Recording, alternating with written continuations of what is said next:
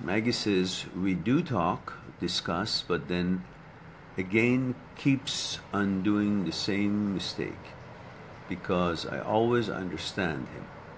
Going out of my marriage is the best way. Is that what you are saying?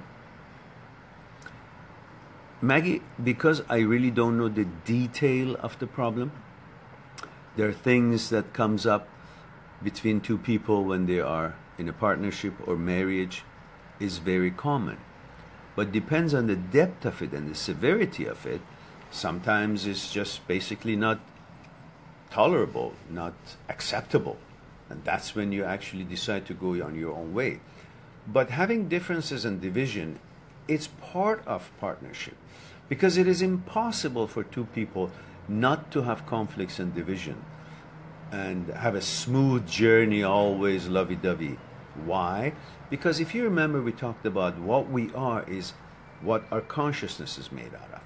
And every human being's consciousness is put together differently based on where they've been raised, what their background's been, the traditions, the religion, the clans, the historical way of being and doing things, the teachers, the laws and regulations, and everything else that they've been exposed to, the movies they've seen, the news that they've been exposed to, the kind of attitude that they've been seeing being practiced in the community that we're raised in. All that, and plus all generations of habits and things that through genes actually traveled into and arrived to them, became part of them. These are all what forms their consciousness and their behavior. And each of these people have their consciousness made and put together under different circumstances and through different experiences and different exposure to things and influences. So obviously they are different because what we are is what we are in our consciousness. And how our consciousness is put together determines what kind of a person we are. Because that's the field of the known. That's the field where our thoughts is born from. So my thought is going to be born from this field, the information that is in my consciousness, that's the field.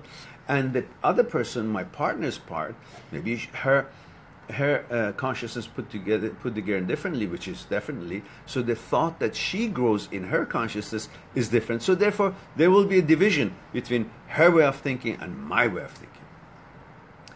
So if you look at it, because of each person's consciousness have been put together differently, they have a certain kind of a norm in life. They have a certain kind of an order in life. Order is the way they do things, the way they value things, the way they see things, based on how their consciousness is put together. Now, when they're single, its order is fine, because that's their order. That's their way of living, their way of doing things, their way of enjoying things, their way of thinking and judging and whatever it is, based on what is in their consciousness, and that's them and their consciousness. So there is no division. Well, when two people get together, this person's consciousness, being different, has a different norm, has a different order in his life, and her life, her consciousness being different, and so these two people have different order, different norm in their own single life. When they get together, this order of this person, the way he does things, interferes with the order of this woman here. And her order, it interferes with the order of the partner. So these two people will create conflicts and disturbance in each other's orders, each other's way of living, each other's way of thinking, seeing things, and perceiving things. And that's where the division and conflicts starts. And that is normal. So if you can discuss these together, and after a while they compromise and they come up with a kind of a compromised order as one order for both of them in their married life or in their partnership. And if you discuss things after differences that even appears while you are trying to cooperate and make it work as a compromised order being present in your relationship, still are two individual differently, and things out there affect you differently. Again, your consciousness is form differently because it reacts differently based on the basic consciousness that was put together with the new things that happens in your life. So then there are new things that could be creating division between the two of you, the two consciousnesses. So these things should be discussed. But if you don't discuss them, it'll be difficulties. Now, these are normal.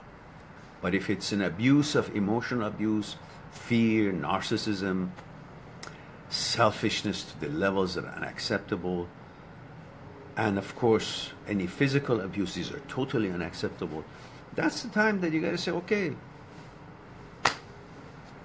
adios, amigos. So I hope that is something for you to think about and see where you are, because I don't really know exactly the extent of challenges that you're talking about. I can only hear it in the first paragraph, first time we're talking. So I wouldn't be able to be more helpful in detail to advise any course of action, because I don't have enough